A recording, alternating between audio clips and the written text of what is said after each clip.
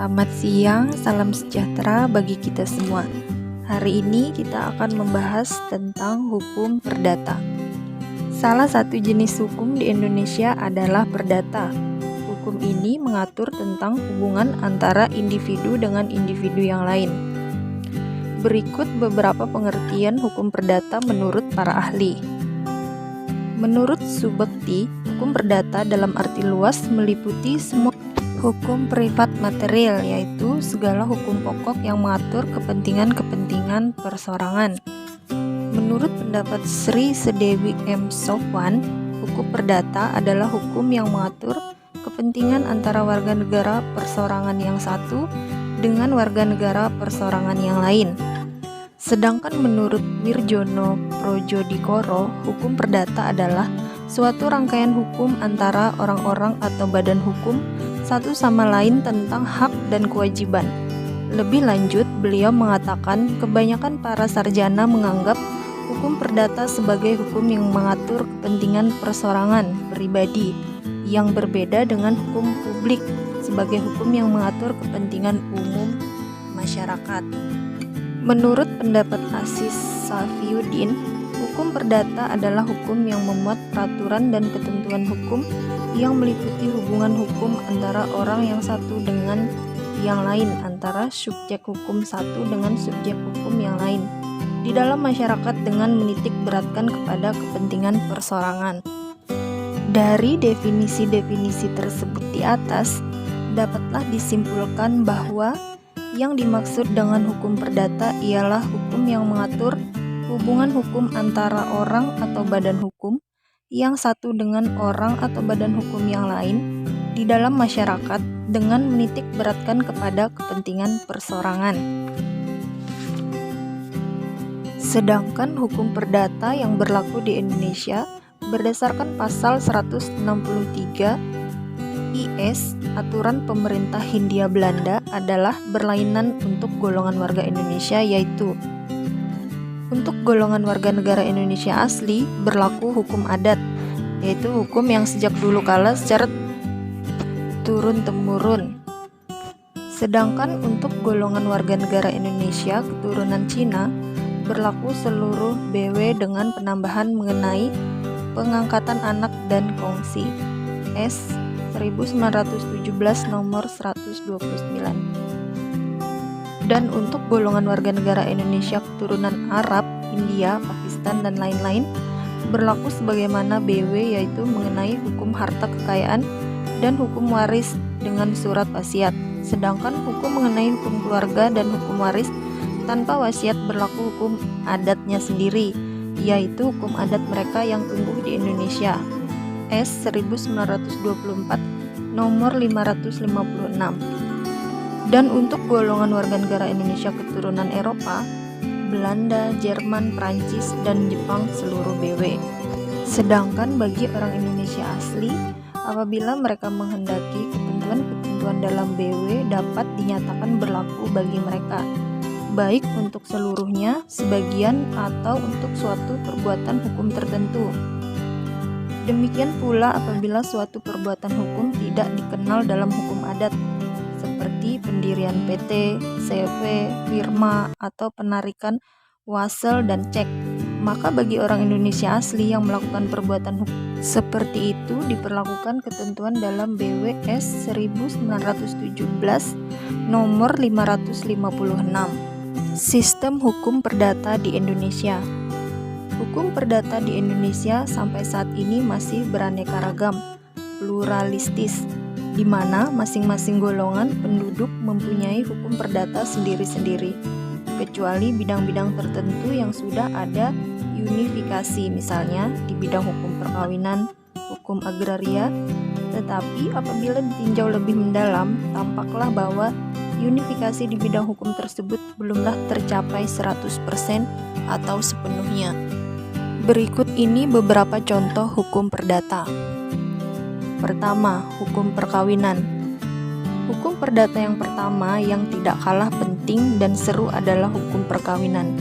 Di dalam sebuah perkawinan terdapat hukum yang mengatur antara suami dan istri. Peraturan hukum perkawinan ini diatur dalam Undang-Undang Nomor 1 Tahun 1974. Yang kedua, hukum waris. Contoh hukum perdata yang tidak kalah hangat diperbincangkan adalah hukum waris.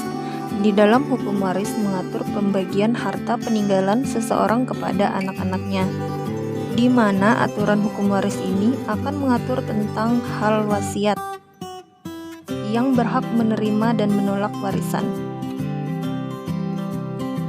harta peninggalan yang tidak terurus, hak mewarisi menurut undang-undang, perihal pembagian waris.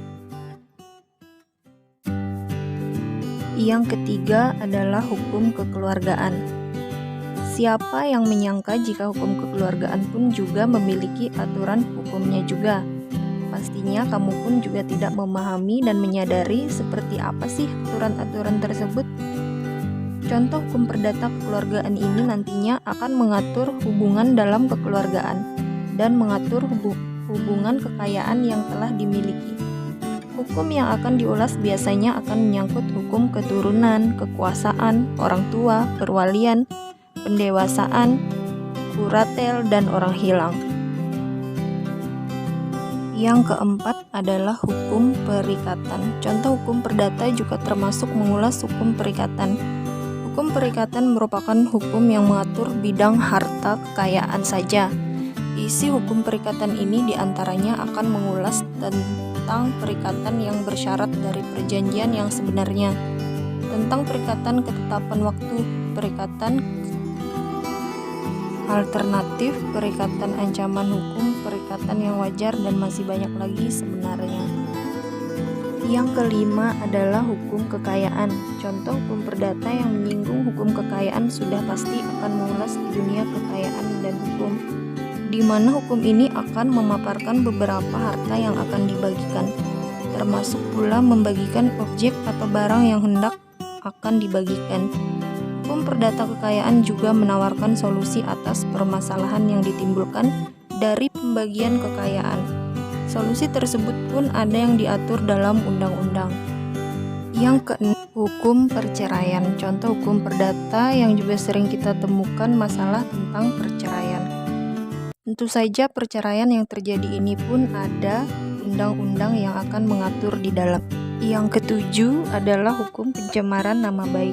Contoh hukum perdata yang kini sering kita lihat dan kita dengar akibat dari kebebasan berekspresi lewat media sosial, yaitu masalah pencemaran nama baik. Kasus pencemaran nama baik ini seringkali dialami oleh mereka seperti public figure.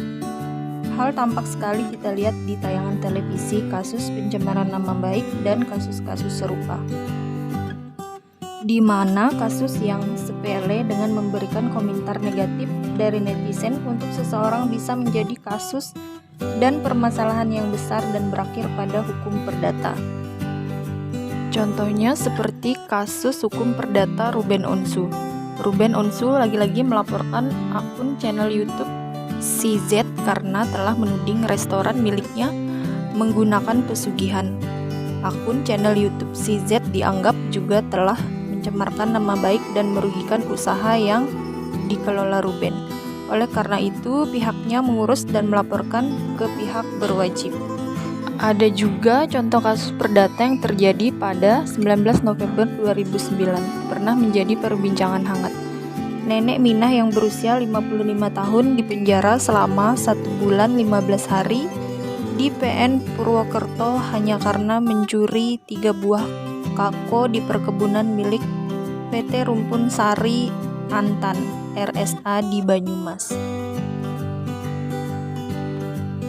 Tentu saja kasus-kasus tersebut di atas mampu memberikan sinyal kepada kita untuk lebih berhati-hati dalam bertindak, membuat keputusan atau sekedar mengetikkan komentar atau hendak membuat sebuah konten agar tidak berakhir pada hukum. Sekian yang dapat saya sampaikan tentang hukum perdata. Selamat siang, terima kasih, dan selamat beraktivitas kembali.